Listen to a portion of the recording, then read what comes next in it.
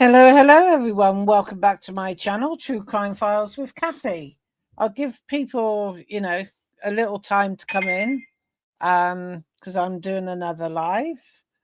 Housekeeping rules when you come in, if you could like, share, and subscribe, and put your notifications to all. That way, every time I do a live or I record a video, and you're notified. So hopefully we get some people coming in this afternoon. I know majority of my audience is from like Australia and America mainly. There is a few in the UK that come in now and again.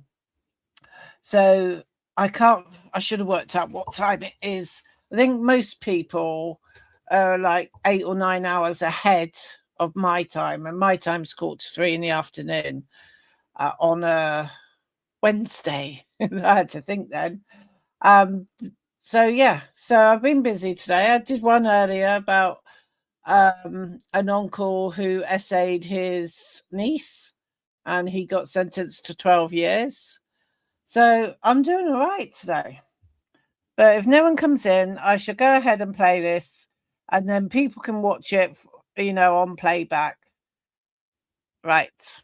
So as we all know, Celeste Rivas Hermandaz, I've never pronounced that right.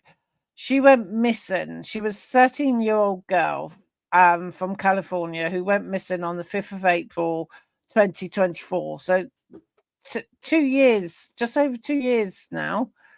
Described by family as bright, caring. She disappeared suddenly, leaving behind devastated community. Her family shared that she had a small tattoo on her right finger index, a detail that later proved to be a key in identifying her. For more than a year, Celeste's loved ones searched for answers. In September 2025, her case drew national attention when her remains were discovered inside the front trunk of a Tesla that had been impounded in the Hollywood Hills. She was only 15 at the time, but I got a funny feeling she was 14, maybe. Her death is being investigated by the Los Angeles Police Department as homicide. This case, oh my God, it's raised so many questions. How she vanished, who she came in contact with, who was linked to the Tesla, and how she became, what circumstances led to her fate. So as you can see her picture on there. Hi Kimberly, how are you? Hopefully some more people will come in. Shush, Harley. Sorry, it was my lab barking. I don't know if you heard her. Yeah, so I'm covering this case today. It's the first time I've done it on my channel, so I'm not going to go through all the details myself because Nancy Grace, I think it's Nancy Grace. Let me have a quick look. No, Ashley Banfield. Not Auntie Grace. Ashley is doing a lowdown on it. So I should get ahead and play that for you. I haven't listened to all of it, so I'm just as new at this as what you all will be. Oops. Got to bring her to stage. Got to remove that one and add this one to stage. There we go. Beautiful girl, isn't she? She looks older than what she stated to be.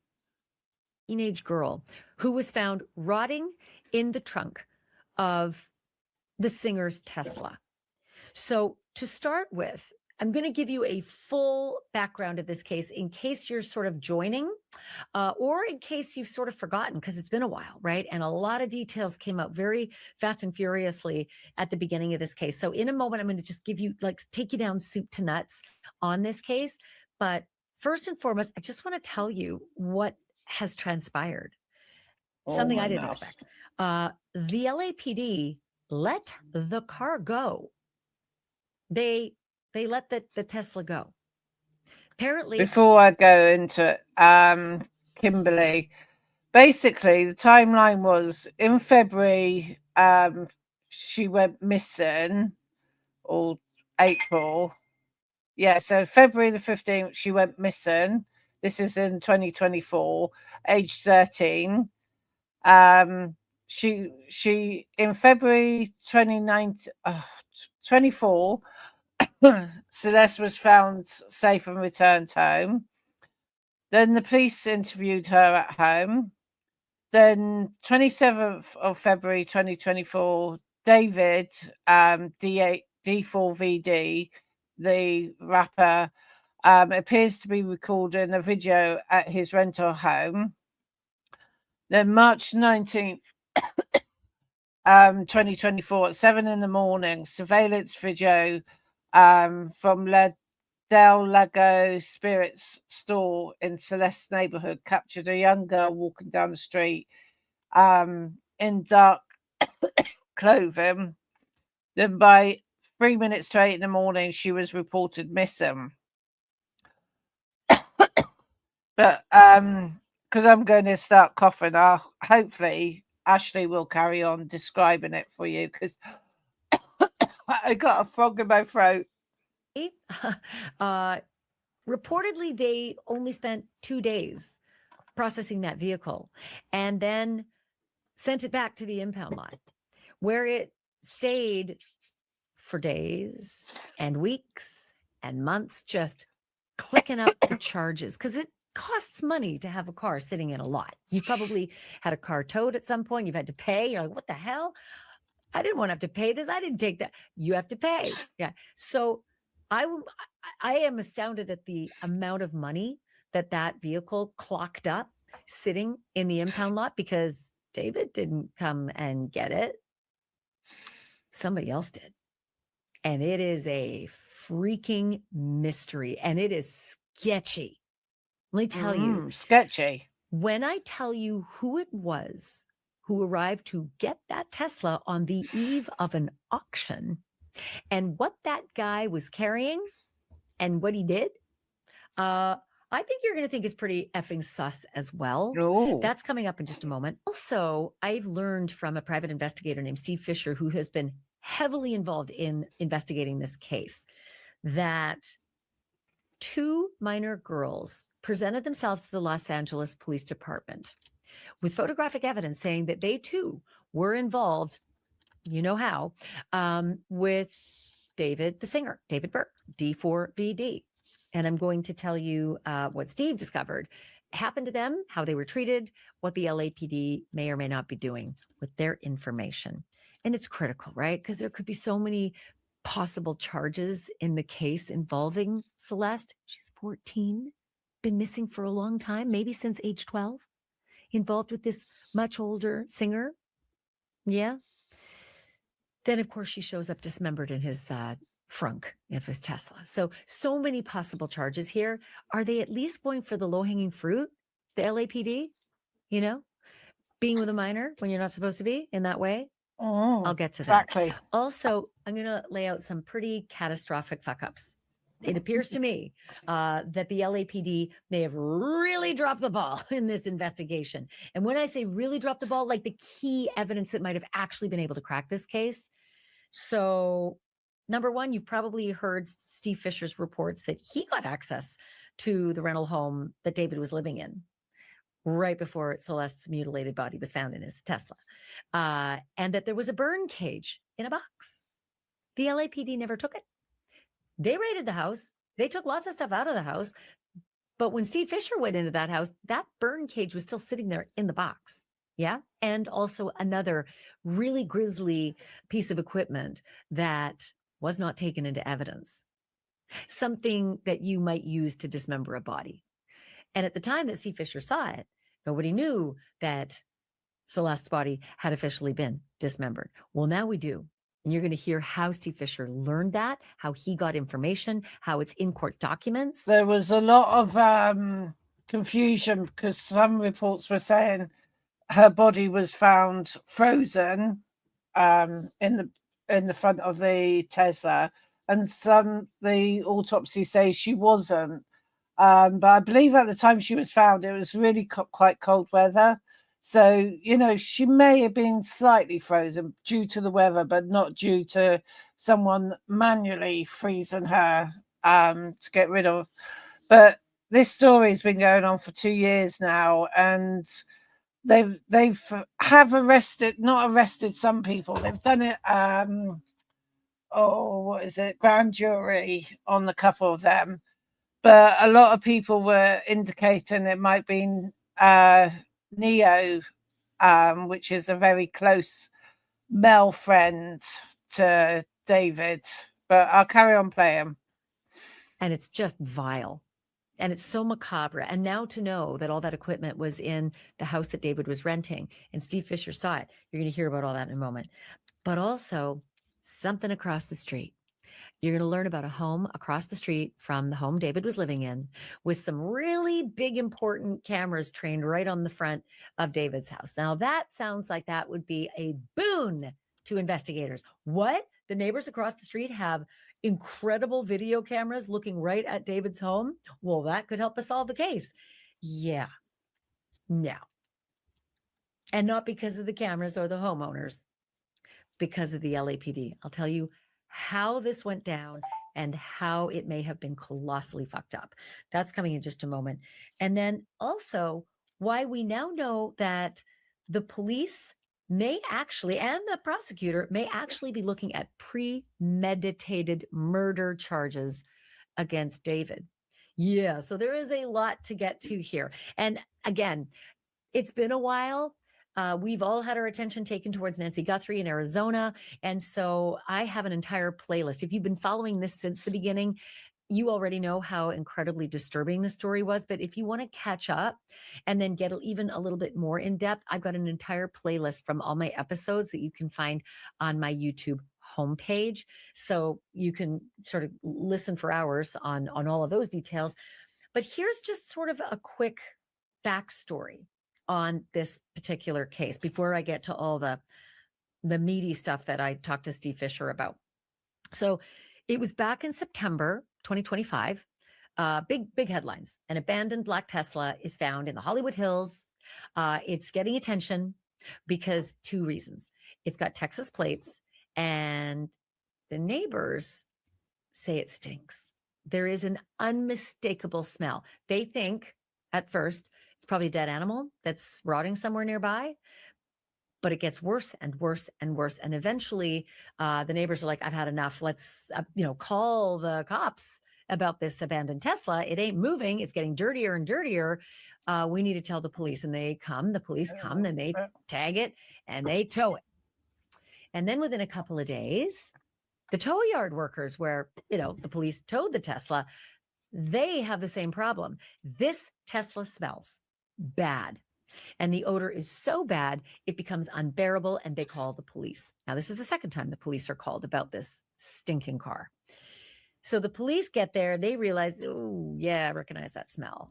They get a warrant and they open up the front trunk because that the Teslas have their trunks in the front. They're called frunks. And when they, under warrant, open up that frunk, it is god awful what happens, what they see, and what they smell.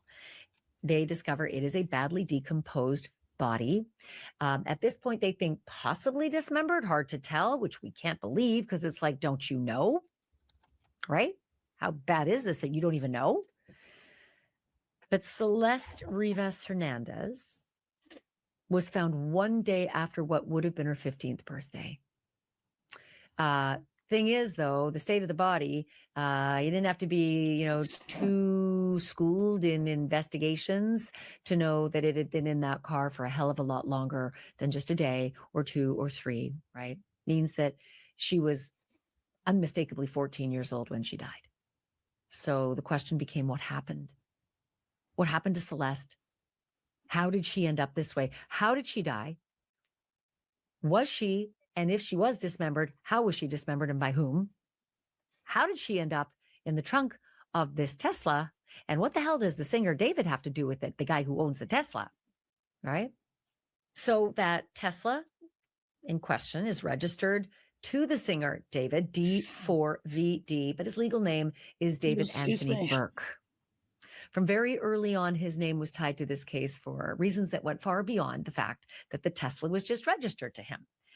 Celeste Rivas Hernandez had been reported missing out of Lake Elsinore.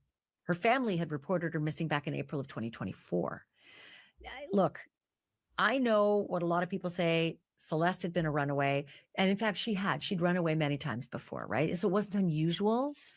But Celeste's mom had said that before her daughter had disappeared, Celeste had been seeing somebody named David. That's all she said, somebody named David. Yeah. And since then, lots of stuff has surfaced. Lots of video clips have surfaced. And they sure do seem to show Celeste Rivas Hernandez hanging out with David, D4VD, the singer. Lots of these clips came from Twitch live streams, adding to the reporting that it looked sure as hell like these two were romantically involved. Yeah, and that's why this story started to get even more upsetting and then disturbing, because Celeste was a kid, younger than 14. And the spotlight on David really started to heat up from there. Police searched the Hollywood Hills property where he had been living, reportedly. It was rented out by his manager. He was living in that place. And his world tour, wouldn't you know it, suddenly was canceled. He was right on the verge of going on this world tour. And he is like really up and coming, right? He's really starting to take off with his career. And suddenly, done. World tour canceled. He goes underground. But his name is being dragged above ground, right? Wow, like dragged. Headlines are beaming with his name. Live stream clips are going out everywhere. Social media posts. The internet theories are starting to just swell and explode. This goes on for months. But all this time later, here we are. It's April 2026. Nobody has been charged in Celeste's death. We have not heard from David about this girl that he's been seeing, on live streams, and friends of his have gone to the press saying that they were definitely a thing. They were definitely an item. They were definitely dating, even though she was easily 14 and even maybe as young as 12, because Celeste had been missing a lot in between ages 12 and all the way up to 14, and seen with him, and evidence with witnesses saying she's with David. So David doesn't say a word? Nothing? This was your girlfriend by all accounts, right? By the witness accounts and your friends and your Twitch live streams, this was your girlfriend. And she's dead and rotting in your trunk. You got nothing to say about that, especially on her birthday, right? Weird. But I get it. If he thinks and his lawyers think, hey, you shut up. You could be in big trouble right now. You don't say a word, because everything you say can and will be held against you, right? Even if you say it to the press, even if you say it to the police, like, just shut up. That could have been the advice he was following. But it sure seemed weird to all of us. Like, what the hell, guy? Where's your girlfriend? You just found out she's in your trunk. You got nothing to say about that? You're not sad? You canceled your world tour, though, for a reason. What was that about? The Los Angeles County Medical Examiner. And if anyone else doesn't know who David DA4D is, like I said, he's a rapper, but a lot of his songs, or all of his songs, are very dark. And some of them, the lyrics are like ringing true to the actual storyline of this. They really need to come to a conclusion and, start arresting people and getting this case ended, because it'll slowly go cold.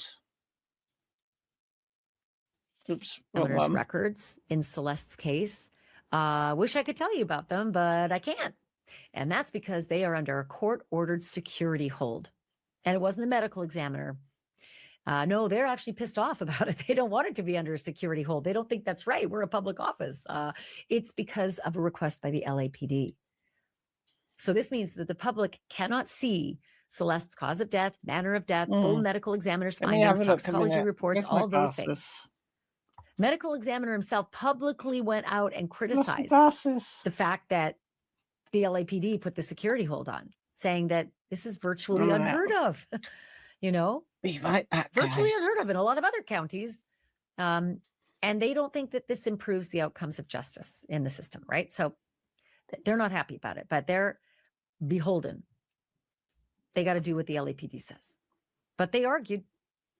So now, after months of silence and secrecy and then swirling speculation, we are learning something far more concrete. According to unsealed court records, Los Angeles prosecutors have identified D4VD, David, the singer, as a target of a grand jury murder investigation into Celeste's death. Okay, that's all right. So target, murder investigation, but wait for it, because premeditated murder is different. Apparently, they also moved to force testimony from David's mom, dad, and brother. And when I say they, I mean the prosecutor in the case wanting an appearance before the grand jury. So David's brother's name is Caleb. And along with mom and dad, Caleb and the parents, the trio, were not happy about this. A Texas court actually ended up being brought into this whole thing because the family fought this, request to come to California to appear before a California grand jury. They're in Texas. And they're like, why? What do you want from us? And a Texas court shut them down. They tried to, family tried to block those subpoenas, and the Texas court said denied. But they appealed it. And in all of this court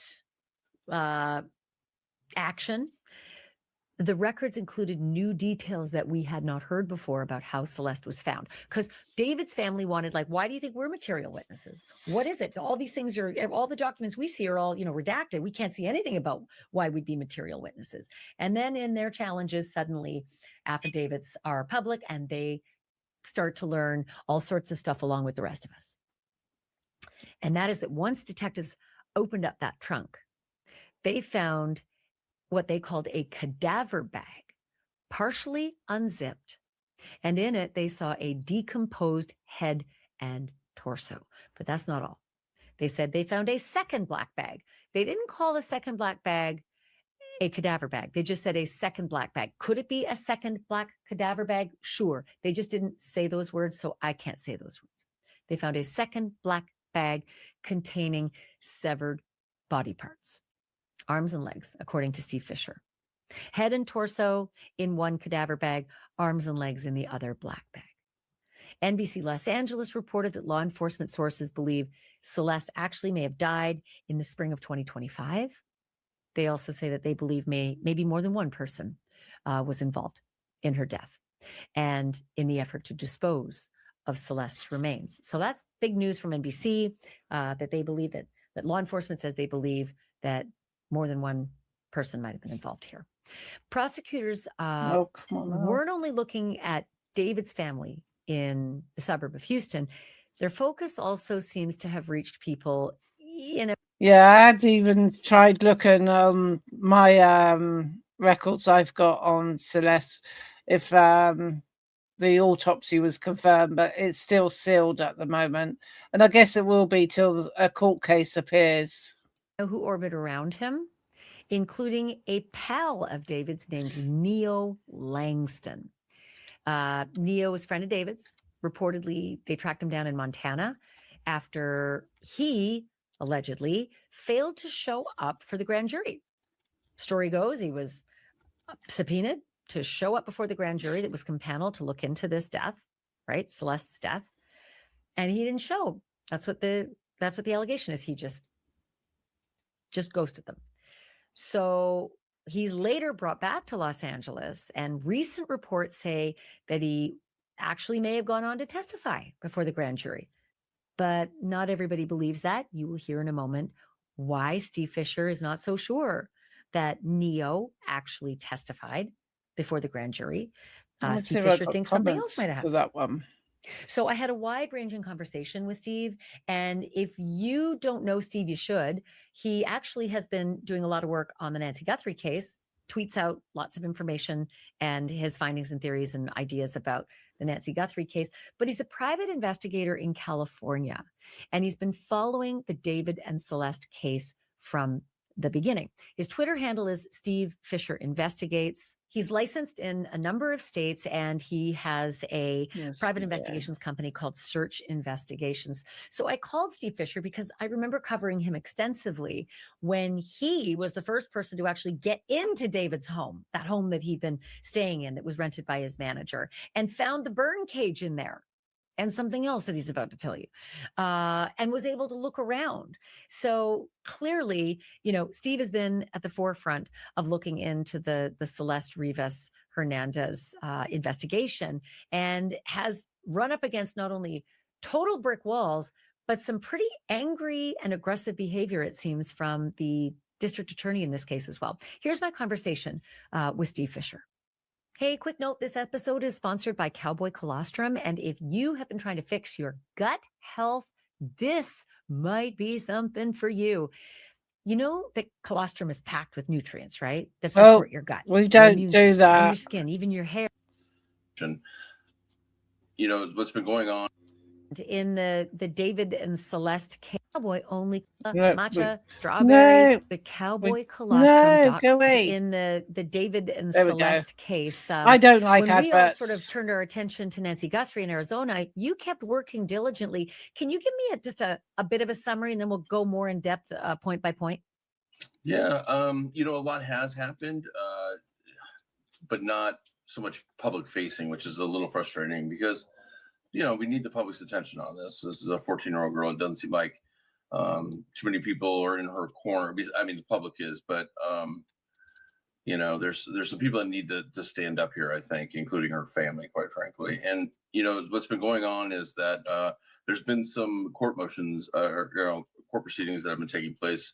It's come out now. There's no secret about the grand jury. There is a grand jury process happening, and they had subpoenaed David's mother, father, and younger brother, and they challenged that because they live out of state. They live in Texas, and that's been a process that's been ongoing. I don't know exactly where it stands because they were successful in sealing the records after we released the initial batch of public information. So they wanted them to testify in front of the grand jury, and there was a lot of telling information in those filings. But they're and I'll get fighting. to that. I'm going to get to that information because I think that was really your biggest break, was the information that you found in those filings. And I think that's opened a whole can of worms. But it's more than just that grand jury effort to subpoena the family members of David down, I think they're in a suburb of Houston. There's also that effort of them of the grand jury to subpoena David's friend. Where did that go, and where does it stand? So, we didn't really know that he apparently had been subpoenaed. We can't say for sure, but Neil Langston, who is somebody that is very close friends with him, who was at the house often, and we have. This was Neo's arrest warrant. I'll try and share it with you, and then we'll come back to Ashley. So we'll stop screen for a minute. Wrong one. Share image. Is that it? There we go. So you can see Neo Langston, 23 years old, book and time, 22nd of January, 21st. So this is this year. Book and ref, and it just says warrant, unspecified warrant on him. I will try and find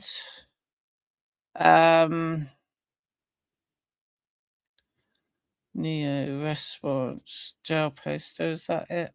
No, that's that one. Bear with a minute. Yeah, right. Share this one. Studio. Share screen.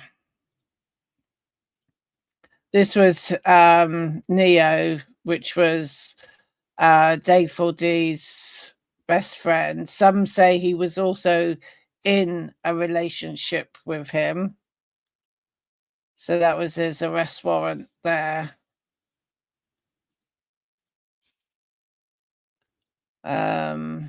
Responders. So the route started when he was arrested at 416. En route 416. Oh, arrived. Yeah, so they left wherever they arrested him from at 416 and arrived at the police station at 5:28. And just saw these. Was in custody on night. But he didn't stay in very long, I don't think. But let's get back to Ashley anyway. Share screen. Ashley. Lots of evidence of that. He was arrested at his mom's house in Montana. And when I called the sheriff's department up there to find out, they said that they were serving a warrant for failure to appear to testify in Los Angeles. And they didn't say grand jury, but I think we can assume that that was for grand jury. They did extradite him back to Los Angeles, and he got out on a $60,000 bond until I guess he could appear and testify. And then TMZ actually had a video of him, I think, appearing and leaving, actually, definitely leaving, as well as with the DA shortly afterwards arriving at the courthouse. But he only spent 40 minutes, according if TMZ is accurate, and that makes me think that there wasn't actually testimony. There's no way that it would be that quick unless. So just to be clear, TMZ has him, Neil Langston. I always get, is it Neil Langston? Yeah. Langston, yeah. They've got video of him going into the courthouse and coming out all within 40 minutes. And if anybody knows a grand jury process, it isn't going to be 40 minutes. Like, no. I think you once told me, look, just to get your name and your most critical information on the record is going to be the first 40 minutes. Yeah. I mean, I'm not going to talk about particular grand jury proceedings.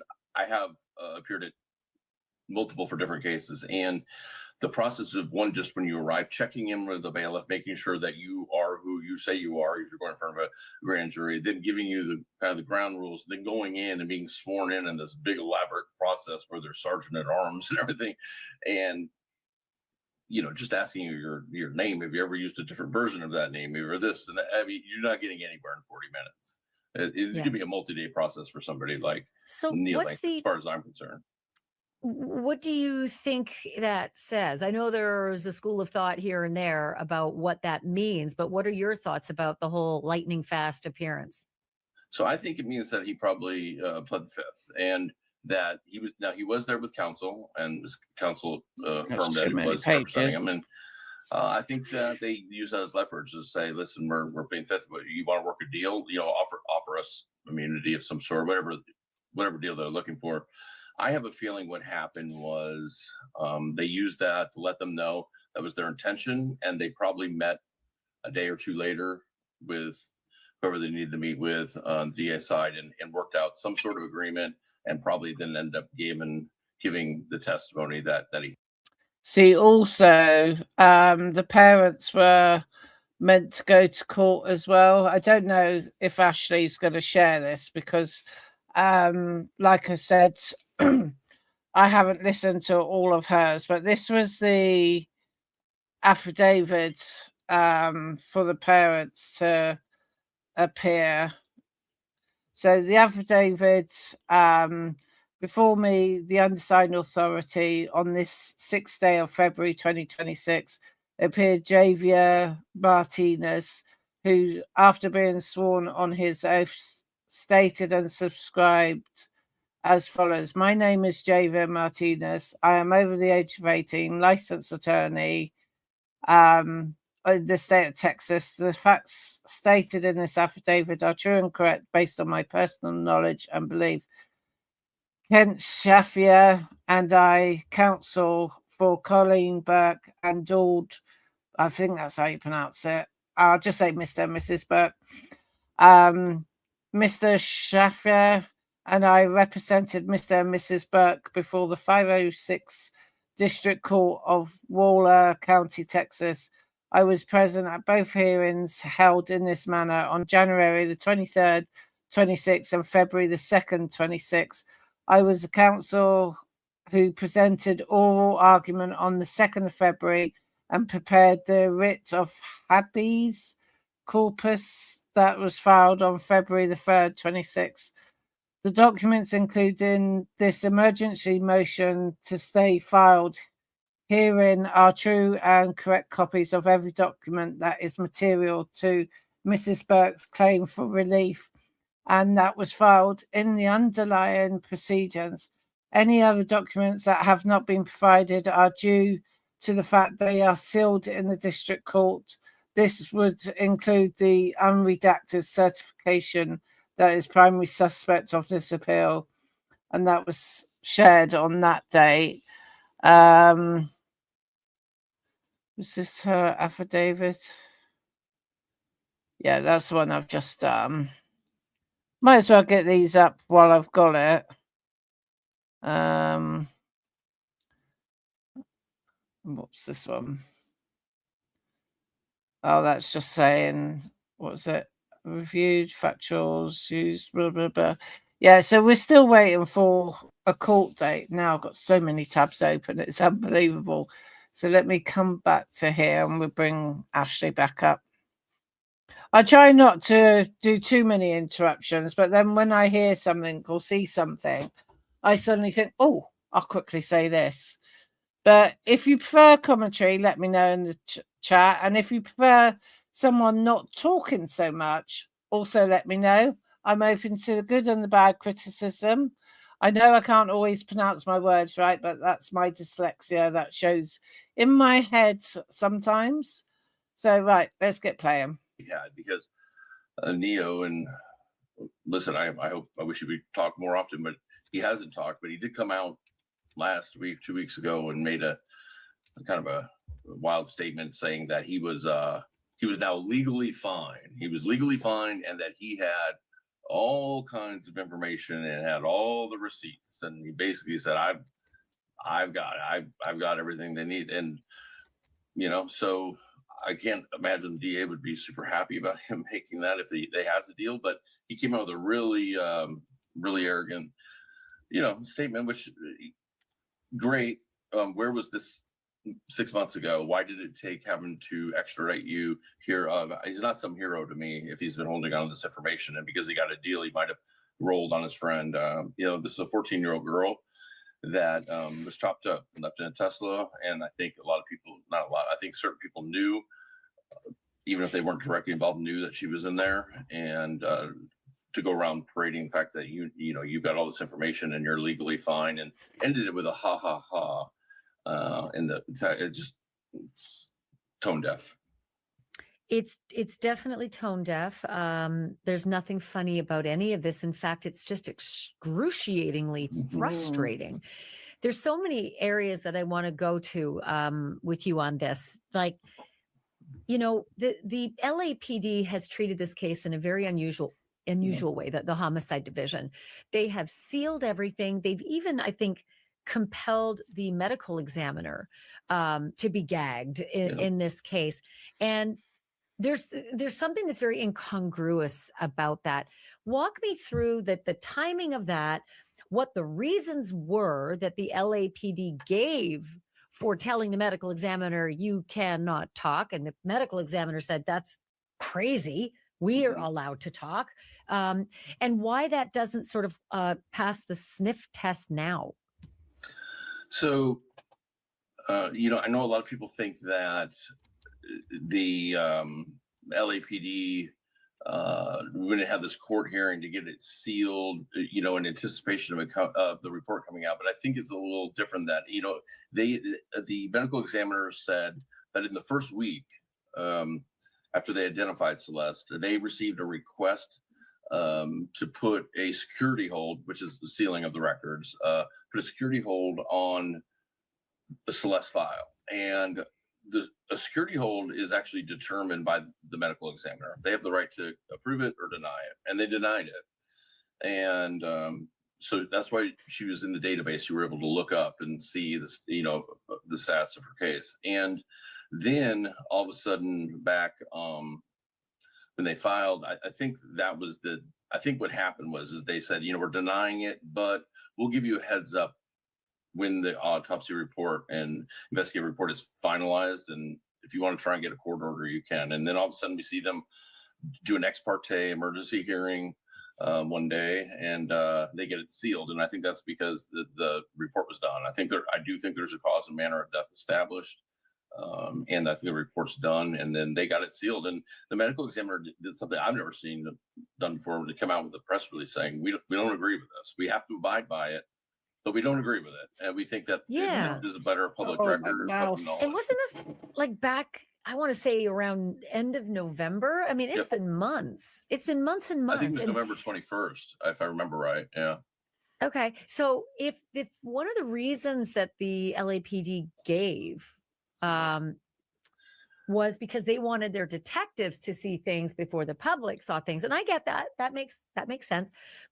But that was November 21st. Yeah. Right. So how many months has it been? How long does that homicide squad need before public record can be public? Well, and that's just it. We haven't seen we've seen we've seen no actual press conference about this case, even though it's high profile. We haven't gotten any updates. So we've gotten two written short press releases from LAT, this being one of them, where they said the purpose of this, the sealing, getting the record sealed, was to make sure that detectives and robbery homicide unit got the information before the press and the public got it. That's understandable. It should have some sort of, I believe, date when the sealing falls off. But here we are months later. They have that information. And when they ended up by saying, and this is not in an effort to undermine transparency. Well, then why is it still sealed? Why is it still, why is it because there's going to be public outrage when they find out what really happened to Celeste, and wanting to know why there's not any movement, any answers yet? And you don't want that heat. I mean, 5 months is a long time. 5 months is a long time for, saying that your detectives need to have access, to the information first. But didn't they also say something like at that time, and I may have this sort of foggy, but didn't they also say something about, we don't even think that necessarily a crime has been committed here other than concealment of a body? What? Well, so that was the other press. That was the first press release. And so the two they come out with were outright, I'm just going to say they're outright lies, because the first press release, this is before anybody, there was talk about possible dismemberment, and then not, but nobody had ever said that. And then they came out with a press release saying, the only, there might not be any crime in this case beyond criminal culpability for concealment of a body, which is a misdemeanor. And so that made you go, okay, well, she can't be dismembered then. It's got to be like an overdose and somebody made a bad decision, and they're like, what do we do? And then we find out she was dismembered, and because of a sloppy filing that they did that wasn't sealed. And let me get to that in a second. Continue your thought. I'm going to get to why you found out that she was dismembered. They knew, detectives knew she'd been dismembered. There's no way that it was concealment of a body. That would have been mutilation of a corpse, and that's felony at very minimum. So that was a lie. And then the only other press release we get out of them is a lie too, when they say this is not being done to undermine transparency. And 5 months later, we still don't have that unsealed. So those are not genuine, and they're not. I don't think it's right. I don't think it's. It's a 14-year-old, and I just feel like they're playing hide the ball to an extent. I understand there's some things that can't come out, but I was just going to say, I'm always willing to give the benefit of the doubt. Sure. And so I'm going to back off from saying that they're lying. It is uncomfortable to hear them say concealment of a body when in fact they knew that she had been dismembered, which I'm getting to. And maybe 5 months isn't enough for them to get their detectives to see everything before we do. I think it's crazy, but I'll give them that in terms of just, I won't say that they're lying. I'll just say that it seems like obfuscation to me. That's me saying it, not you. I know that, but let's go to how you found out, because you found out that Celeste was actually dismembered and in 2 bags she was in a cadaver bag, and then the way the affidavit's written is like another bag, whether it's two cadaver bags or a cadaver bag and something else, we don't know. But the cadaver bag held her head and torso, according to your reporting in the affidavit, and the second bag held her arms and legs. How was it you found that out? So there was an effort to subpoena David's mother, father, and younger brother, who all live out of state in Texas, and that's a little different process to compel somebody to testify in front of a grand jury because they have to cross state lines, and so.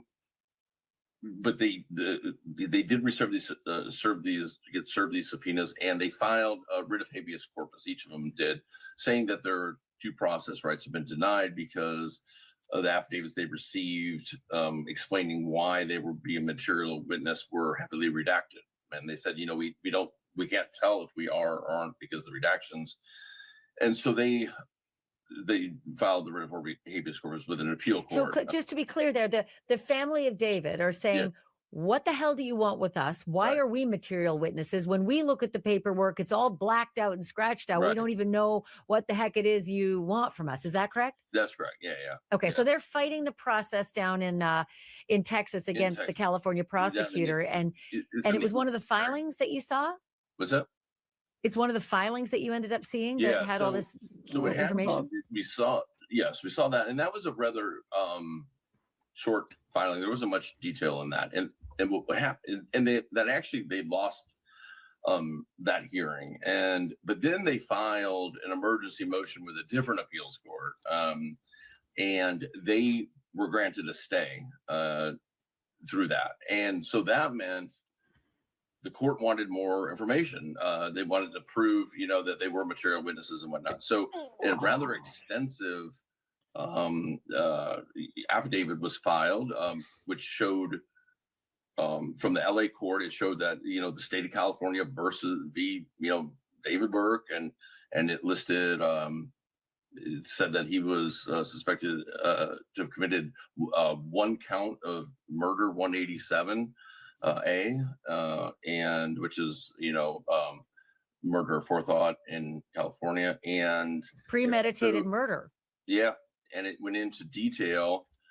It was the whole filing was 156 pages, but that included David's family's, responsible now. But it went in to say that the Tesla was called in by neighbors as abandoned, and it was picked up on Bluebird and taken to a tow yard, which we all know, and that because of the amount of the smell and the amount of flies that were accumulating around the car, the manager called. Detectives came over. They made entry into the car, realized it was a human body, and then called the medical examiner out after getting a search warrant. And they found her. They said they opened one cadaver bag, which on top, and they unzipped it and saw a head and torso. And then upon the medical examiner removing that, they found a second black bag underneath that held her limbs. And so that's heartbreaking. That information, by the way, heartbreaking is the least of it. That information had been kept from the public. Yeah. Do you have any idea? Was it a mistake that they put that in the paperwork when they were trying to get the Texas family, David's Texas family, to come up and appear before the grand jury? Did they forget to redact that, or why do you suppose that was out there? So I don't think I don't know. I don't know if that's a good question. What I'll say is, I think some of these super aggressive tactics are taken, like to get his family out here, no matter what, and then you got to file these filings.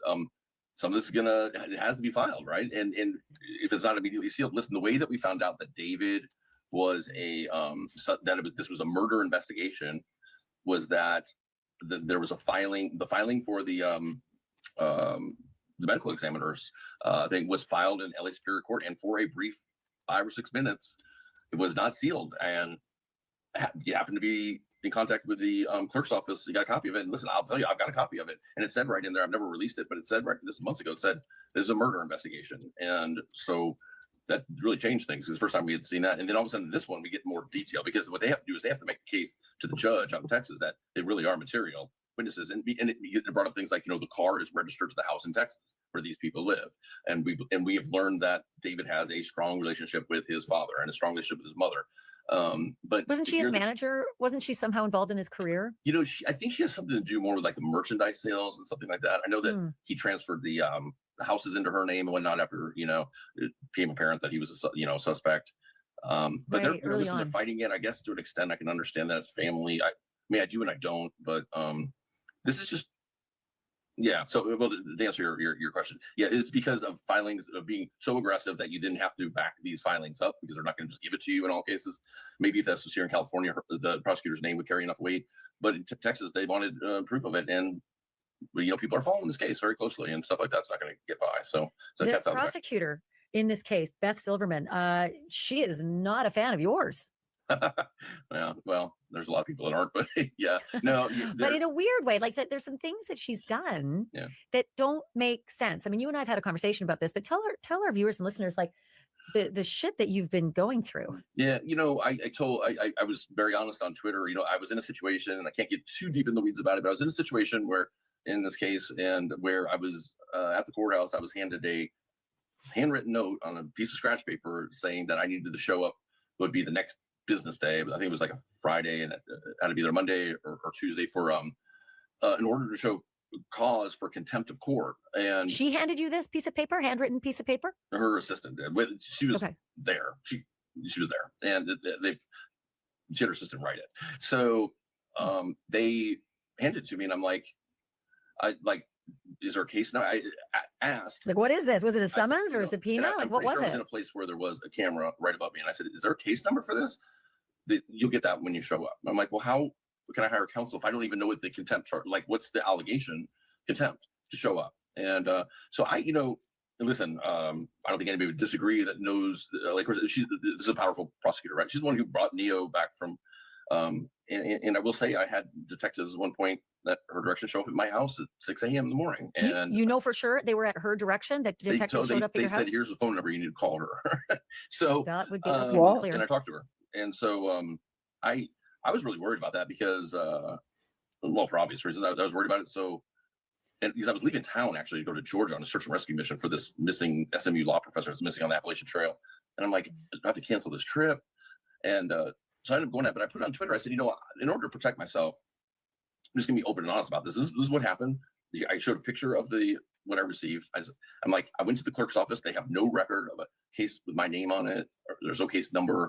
I'm like, how can I hire an attorney? I go to an attorney and say I was given a piece of scratch paper, and to show up Monday. So I just said I want to put it out there in case I'm arrested for contempt, so people understand. And so you put the picture out on social media of that piece of paper that's handwritten, basically saying people you're in trouble. Come, you appear tomorrow at 8:30 at the courthouse on contempt with no case number, no official subpoena. It's not a summons.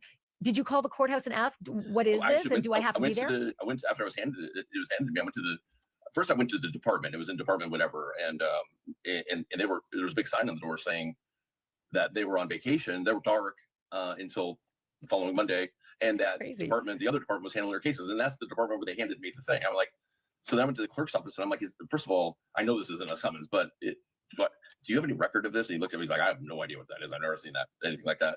So, and I talked to a couple of lawyers I know, and they're like, I can't imagine they can be enforced. But then again, you never know whether they can do it. And then if it's like, oops, sorry, So I was gone like 7 or 10 days after that on this search at Blood Mountain. So you went on your search trip, and did you hear from the prosecutor? Or where are you? I'm sitting here in court waiting for you at 8:30 in the morning. Or what happened? I said in there, I'm like, I'm partially doing this so the press knows in case something happens. So, well, I did get a call on that Monday from a couple of people in the press that I didn't really know, but they called me and said, hey, we were here at the hearing. We just went, are you going to show up? And I'm like, no, I'm in Georgia. And I was told that, so this was the day that I guess Robert Morgenrath was appearing, I guess, at the grand jury, I'm told. And so they said that they were in the courtroom asking when I was going to be called. And the bailiff said he's not on the docket, but we're going to call it after we're done, after everybody else is gone. So they waited. And then I wasn't there, of course. So they said, we're moving it to the afternoon, 1:30 thing. So it was the same thing. They showed up at 1:30. They said he's not on the docket. And then after it was over, they were waiting to see if I got called. And then they said they cleared the 3 reporters out of the courtroom, and they weren't sure why. And then they brought Rob Morgenrath in with his attorney, and then it wasn't brought up again. So I don't know where it stands. There could be a warrant for all I know. I don't know. But nobody communicated anything with you after that. There's nothing that came from the courthouse. There's nothing that came from the prosecutor. Nobody said, we're charging you with contempt at this point for not showing up. Nothing. And I will say that I wrote a very, very detailed letter to the judge that was supposed to be over hearing this, in the form of like a motion to continue, and let her know, like, this is how I gave her a copy of it and everything. I never even got a response to that. So it's not like I didn't just show up. I gave notice, but I was like, and then after this whole thing happened, I did email the DA, and I said, I didn't show up, but I don't think I needed to. And here, is there anything going on? And I need to know about, and I never heard anything. So, and nothing ever showed up by mail either, right? You get this handwritten thing handed to you by the DA's assistant. You never got anything mailed to your address. Nothing official ever sort of went through the formal process. I mean, this is just so incredibly unorthodox. I'll just show you his thing that he got handed. I've just been onto his Twitter. Well, I still call it Twitter, but it's X, of this handwritten note. Stop screen for a minute. Oops, wrong one. Share screen. Where is it? This is it. So that's what he got given. And he says over here, what's done in the dark will come to the light. Tomorrow morning, I've been ordered to appear in Los Angeles County Criminal Court for an order to show cause hearing for contempt. I was not served with a summons to appear in court. I was not given a complaint outlining the alleged contempt to respond to. There is no case number, and I do not appear anywhere on the court's public docket. I was handed a handwritten note from the Deputy District Attorney on Friday and was told to appear Tuesday morning. A punishment hearing in criminal court that is not even assigned a case number, seemingly because they do not want this to be public information. Love me, hate me, this should concern you. The fact that this is happening in our criminal court system is terrifying. That's why I'm going public before the hearing tomorrow, which I will not be attending, so that the public and press are aware of what's happening. And then it goes on, recently testified on 2 separate days as a witness before a grand jury. When I was served with the subpoena for the first day of the testimony, 2 detectives came to my door at 6 a.m., instructed me immediately to call the Deputy District Attorney. She told me that was because I was now a grand jury witness. I was no longer allowed to speak about this case, and that it would be illegal if I did. This put me in an impossible position. I have a client directly related to this case. If I cannot speak to my client, I am violating my professional duty. This was the entire point of calling me as a grand jury witness. It was a strategy used to try to silence me. The Los Angeles County Medical Examiner has publicly spoken about similar silence and strategy being attempted against their office. Then I did my research on the law, spoke to lawyers, and they found out I was being lied to. Here's the actual facts. In California, witnesses to a grand jury do not have a general obligation of secrecy. That obligation applies to the jurors and the officers of the court. A witness is only bound to secrecy regarding anything they learn solely from the grand jury proceedings. It does not apply to anything that has already knew before testifying or anything learned outside the grand jury. I want to pause here because many people are going to search this online and Google AI, and it's likely to give them the wrong answer by claiming that the witness must remain completely silent. If you click through the actual source it cites, you will see that the AI summary is incorrect. California law is silent on imposing total secrecy on witnesses. Instead, witnesses are routinely admonetized that they may not disclose certain things, but those certain things only include what is learnt from the grand jury proceedings itself and not independent knowledge of publicity known facts. So That is what I call bullshit. I mean, if I had that handed to me, I wouldn't go to court either, because it doesn't say what you got to go there for. And that, so, that is absolutely pathetic. And I do know as well from my own personal experiences with AI, it's not always correct. And there is a small print right at the bottom. I've got my cough back again.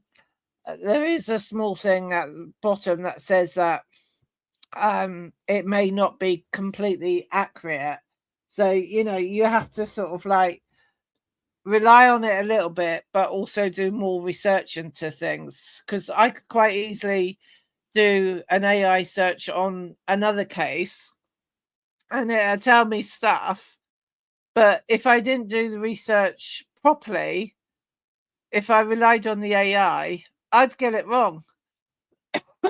And then people would be messaging me saying, oh, your information's not correct. So AI has room for mistakes. That's all I can say. It sounds like the way things worked when I was in Soviet Union. I mean, before this happened, I had received some official legitimate court documents, and I followed everything to the T. This was different. Maybe stemmed from that. I guess maybe not everybody loves that I'm involved investigating this case, and there's some things that I've brought public that I think are important. And I get that not everybody loves that's being exposed. But well, let's talk about that, because I covered you. Yeah. Well, I covered your. You've done some really good work in finding stuff in this case, and I covered. I think it was the day that you were able to gain entry legally to the house that David was living in when Celeste disappeared, and her body's found in the car around the block. And you discovered a burn cage, a box with a burn cage in it, but it was unused, right? And some other artifacts that just seemed like, how are those things not seized when the police raided that house and took whatever evidence they needed? Yeah. I mean, the burn cage, there was a chainsaw, which is not needed at that house. The house came with gardeners and all that. Things that, especially put even by themselves, is suspicious enough. But together, you go, knowing that there's a deceased girl that's been sitting in that Tesla, is like, really wonder what the plans were. Was it to essentially incinerate her, and get rid of her ashes? And then I was like, it just couldn't believe that David or any of those people have it in them to pull her apart, to just rip her apart. And then, because I didn't know at that time until this finally came out, and it just broke my heart. Yeah, exactly. She really been dismembered. I mean, 14 years old, and they spent time hacking her apart. And well, we don't know who did. What's that? At this point, we don't know who. We don't know who did it, but yeah, I don't think one person did it. And but somebody did it, and I don't care if it was somebody she knew, or if it was some older person or some random person, whoever did it. I mean, just the fact that they took this little 14-year-old girl and they hacked her apart into pieces and put her in 2 separate bags and left her in a car. I just don't understand this, and I don't understand why there's not this press to get. Well, yeah. So on several levels, right, Steve? Like, what about the LAPD? What are they doing? Because I've got only a few more minutes with you, I know, but I've got to hit on the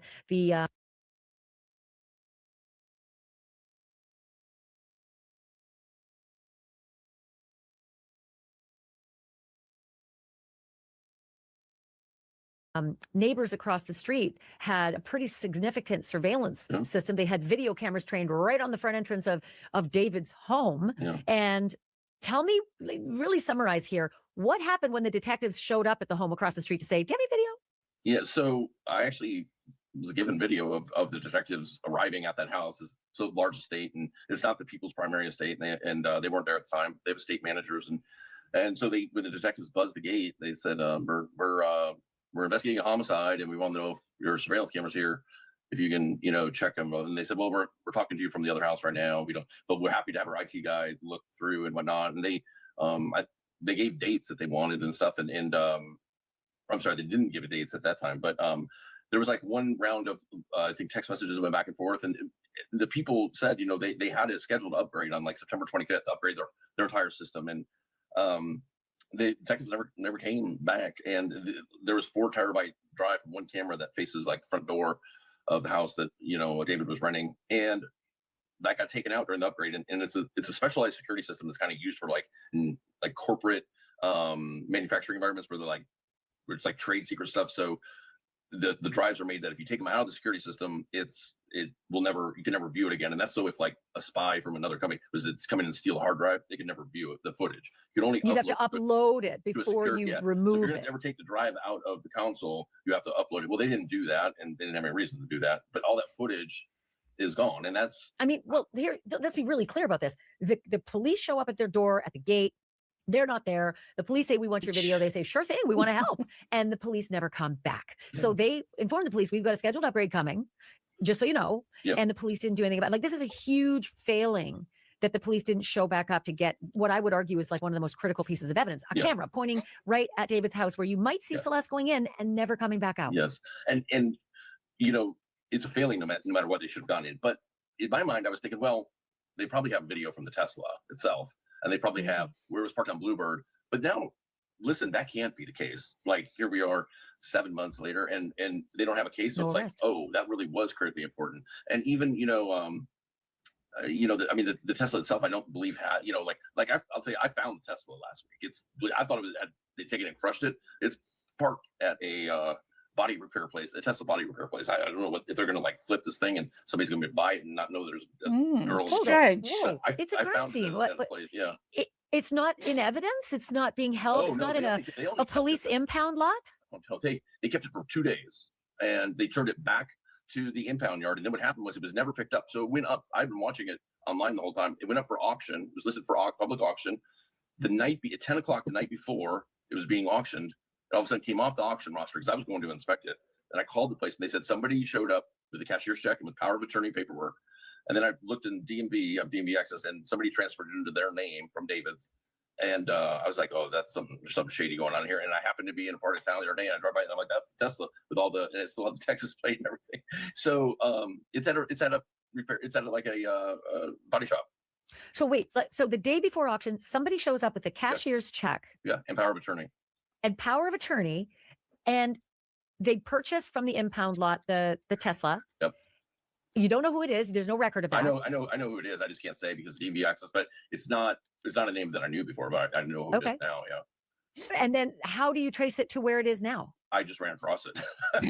I was on another case and I was driving down the road and it was literally parked on the side of the road in front of a body shop. It's, it has all these like stickers on the back of wings. It's easy to find. And then at the time, now I've driven by it a few times now, checked it out, but it has the text plates off now. But it has it's the car. They've washed it since, but they haven't done anything else. And so I don't know. It's the whole thing so screwed. It's like they don't even care. They're like, evidence. I don't know. Yeah. So they had it for. But it's at this other body repair place. Like anybody could go and ask what's going on with that car. I want to buy it. It is because I know they'll be hammered with. But I've been keeping an eye on it. But I don't. I just don't understand. It's like everything is just kind of like. I don't know. I don't know what to think anymore. I'm so frustrated. Because you know what? Start with the sex crimes if you have to. There are them. I announced like 2 weeks ago, I have 2 other minors that have come to me. One of them has given me tons of photo evidence. Her and him together. She's minor. There's no doubt. Wait, which her? Celeste or this other minor who's talking to you? Another minor. But at the same time, on the day that Celeste ran away, on the last time on February 15th, she's at one spot. And this other minor that he's involved with is 2 blocks away at a different place, and he's going back and forth. And I've got pictures of it. Meaning that she was? Are you saying that she was Celeste and this other minor? Yeah, to be a little bit more clear there. I'm not clear sure. on that particular day. What happened? I've had 2 minors separately come to me. One of them has tons of photo evidence, including from February 14th on Valentine's Day, and them together. I mean, romantically together. And she's under the minor and David. Yes, minor and David together in the rental house that my client owns. So, and there's no disputing it. It's not like you only see part of them. They're together, taking pictures into a mirror. Sounds like he's a bit of a pedo. And so I encourage Celeste is not in those pictures. Celeste's not in those pictures. And Celeste, and this girl doesn't know Celeste. And she knows who she is now, but she didn't know her. And I encouraged her to go to law enforcement. She was scared to death. She's like, I don't know if they could be, but she went and she's told them and she showed them pictures and they're not prosecuting a sex crime. So it seems to be like it's murder or nothing. And at some point we got to protect these underage girls. So this young minor, did she say that she'd had sexual relations with David and she's underage? Absolutely. And So she went to the police on, with his suggestion, and the police are not interested. How the fuck is that? Oh, sorry.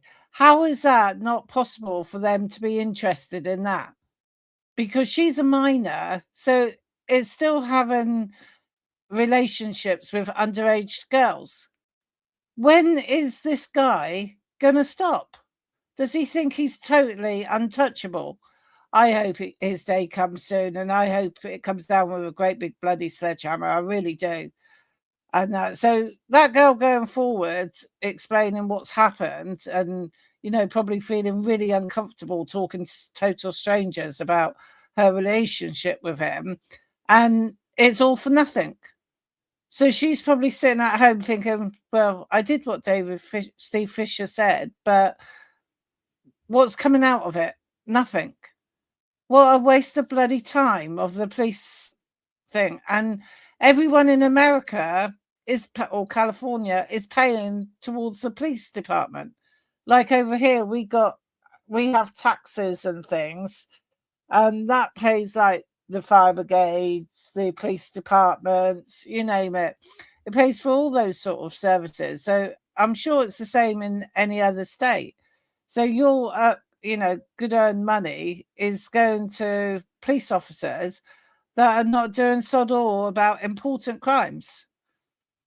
Oh, I'm going to keep on playing before I blow a gasket. she told the police that, and they're not interested?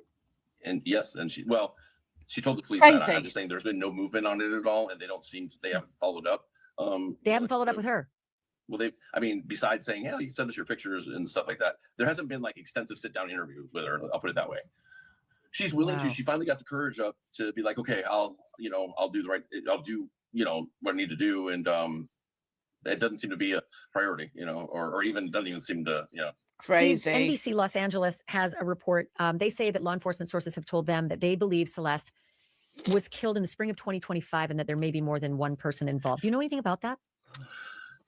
Not directly from law enforcement, but I will say, the last picture that we have of Celeste alive is January 2nd, 2025. And we felt that something may have happened from there to spring, and also coupled with the fact of the neighbor having this really bad odor in their yard, where they had buried it, where the Tesla parked right next to them. They had buried a dog there, and they thought it was the dog, but it was kind of a wide Wait, stay there for a second. This is the neighbor directly across the street with the cameras that are pointing right, and the police didn't show up to get those cameras in that video, and they had buried the dog in their backyard and thought the smell was so terrible that they hadn't buried the dog deep enough. That's right. And when the Tesla left, suddenly the odor went away, and they realized it wasn't the dog. That's Same right. neighbors. That's right. And they said when we got to a certain temperature, warm enough, that the smell would overwhelm the backyard. And so we're not, January, it seemed like then they leased a new, David's manager leased a new Tesla in February 2nd, I believe. So we were thinking about there, but I will say that I have talked to somebody that knows Celeste's family and has some information that they believe around April 20th may have been a target date. So I'm not disputing that reporting. I just don't know. But I will say, I think that there's certain people that believe around that April 15th to April 20th is the date. It can be anywhere from January to, as far as I know, January to end of April. But they have their ideas based on witnesses, last reportings of anybody who knew her, that kind of thing. And then this car that smelled, and the report from the neighbor. I was pretty sure we're talking January, February, but I do have a lot of faith in this witness and people directly tied to her they're talking to that she was seen April 20th. And after that went completely dark. So I could see April 20th. I just don't know the exact date, but I think that could be April 20th, end of April could be in play, but it's just hard to say without the details. Well, it leads me to my last question, because I know your time is precious, but where are Celeste's parents in all this? Early on, we thought maybe they're undocumented and that's why they're not being vocal, and they've they just, were so underground. But they have a daughter who was mutilated and there's no justice here. And there's a rich boyfriend in whose Tesla she was found. What is their story, and where are they, and why are they not hammering down the doors of the LAPD? So first I'll say I've never spoken to them. I have made an attempt, gently made an attempt, but they haven't spoken to me. Nobody in the family. However, I know a lot of things, and and with proof, not just speculation, but with proof. And I think that hesitation comes from Celeste was not a missing person. They knew where Celeste was. Celeste was showing up occasionally at family events. We got photo documentation of that. She showed up at a graduation for her cousin Esmeralda. She showed up, she's in that video where she's fighting with the people in the apartment complex next door. Wasn't that her own birthday? Yeah, it's when she's missing. It's supposedly a missing person. And it's her birthday. She's in her own parents' backyard arguing with the neighbors, right? Well, she shows up at that birthday type event too. That's the third one. So there's all these things. And listen, I know that some of her siblings had joined them on, fun events, let's say, going places. And so they knew what's going on. So I think that maybe they're thinking, they don't want to get in trouble for that, which I get. Listen, I don't think prosecutors are looking to prosecute that, right? Yeah. But even if they were, I think the right thing to do would be to come out and say, maybe we messed up, maybe we didn't, but we really need justice for Celeste because she ended up chopped up in a Tesla, and but that's not happening, and it's really heartbreaking. And the only other thing I can think of is, because I kind of saw it happen to me, is if somebody's being heavy-handed, ultimately the reason I was served given that piece of paper is because they didn't want me talking to the press anymore. They flat out told me, stop talking. But you don't need to investigate the case. We don't need people knowing what evidence may have been overlooked or not. And I think maybe Celeste is being told don't talk to anybody, or else you could be. That's just speculation, or or else something could happen to you. I don't know, but they need to. This girl, everybody failed this girl. It seems like in life, and we can't fail her in death, and it feels like that's happening. 7 months later, no charges. I mean, and we don't even know if there's a grand jury anymore impaneled for this, do we? No, I mean, criminal grand juries in Los Angeles County are only impaneled for 30 days. So every 30 days goes by. Ever since this stuff happened in Texas with the filings with the parents, there's been a whole that grand jury that subpoenaed them. They're not even impaneled anymore. They have to pass that information onto the new grand jury, and then pass that on to the one after that. It seems so inefficient. It's not the same as if you're the grand jury that was questioning that person. It's just reading it from testimony. It's not the same. So I don't know. I don't know what's going on. It's like, listen, if they're having a hard time with the case or whatever, at least keep us someone say something. Have some sort of press conference and say, listen, this is where we stand. We can't tell you too much, but we are pursuing it, and we think we have something. I mean, playing hide the ball is not helping at all. Well, how about also get this out in the press to get anybody out there who might know something to say something to help maybe crack this open. That's right. That's what the whole Nancy Guthrie case is about. If you've seen something, say something, come forward. I have not heard one overture, from the police, and maybe I've missed something, but to help us solve this horrible injustice against this young girl. Nope. Unfortunately, you're right. There's nothing. Steve, thank you so much for your time. I've kept you longer than I said I would. I really appreciate it. Let's talk again about this. Yeah, for sure. Hopefully over an indictment, about an indictment. Amen. Thank you. So that's where things stand. I got to tell you, I was kind of gobsmacked to hear that the Tesla, which in my opinion would be a crime scene in any murder investigation and prosecution. That would be something that would be in an impound lot, maybe even for the jury to see. They had it all of 2 days reportedly. And then it was up for auction. Bye. Don't need you. Some stranger can come and get you. And it didn't even get to auction because on the eve, what the F? Who's the mystery man?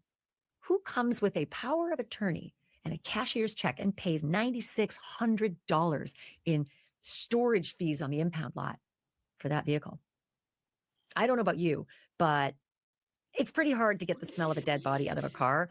It doesn't matter what kind of a discount you're going to get on a Tesla. This thing was actually kind of beat up. I don't think this Tesla would have been worth anywhere close to $9,600, especially with the stench of a dead body. So who felt that Tesla was that important to show up on the eve of the auction? Don't let it go to auction. Don't let it get out there. Get it first. Go and bring a cashier's check. Pay the impound lot. Who was that? Who had that need, that motive? Who would have sent somebody with power of attorney? I mean, what the actual? And why, in the name of any God you pray to, would the LAPD not be interested in talking to other minor girls who said they were involved in what way with David, right? The singer, the age of majority singer, a guy who at the very least could be prosecuted for those kinds of crimes, the SA stuff. Yeah. Right. And there's other evidence of other girls here. Nearly finished. But they didn't seem interested in talking to them. At least that's what they've told these minor girls have told Steve Fisher. There's so much more to this story, y'all. And I don't know what the F they're doing. Like keeping this under seal. I'm starting to feel like it's a Lori Vallow gag, right? Years and years of being gagged on everything having to do with Lori Vallow. Justice under a hood. That is not the way the United States of America operates. We are an open justice system. Believe me, as a war correspondent, I went to every country that operates differently. Right, folks, I shall end there. So thank you for watching, and hopefully you enjoyed it. See you on the next one. Bye. Please remember to like and subscribe, and notifications to all, and share.